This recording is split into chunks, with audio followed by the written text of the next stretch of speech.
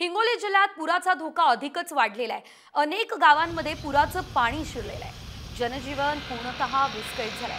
नांदेड राष्ट्रीय महामार्गावरती असलेल्या डोंगर गावाला कयाधू नदीच्या पुरानं पूर्ण वेढा घातलेला आहे। गावकऱ्यांना आता प्रशासनानं सुरक्षित स्थळी हलवण्याचे प्रयत्न सुद्धा सुरू केलेले आहेत। दरम्यान डोंगरगाव पुलावरून पूर परिस्थितीचा आढावा आमचे प्रतिनिधी संदीप नागरे यांनी घेतला। बघूयात सध्याची काय परिस्थिती आहे।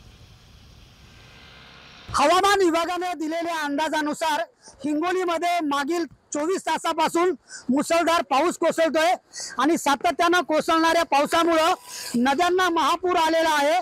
आपण जर पाहिलं तर मी सध्या हिंगोलीच्या बाळापूर शेवाळा परिसरामध्ये आहे आणि ही कयाधू नदी या ठिकाणी कशा पद्धतीने वाहते ते तुम्ही या व्हिज्युअलच्या माध्यमातून बघू शकता। तर डोंगरगाव नावाचं हे गाव आहे आणि या गावाच्या अगदी जवळ हा पुराचा जो धोका आहे तो पोहोचलेला आहे। या गावातील नागरिकांना प्रशासनाने सतर्कतेचा इशारा देखील दिलेला आहे। नागरिकांनी देखील काळजी घेण्याचं आवाहन साम टीव्ही तर्फे करण्यात येत आहे। संदीप नागरे, साम टीव्ही न्यूज, हिंगोली।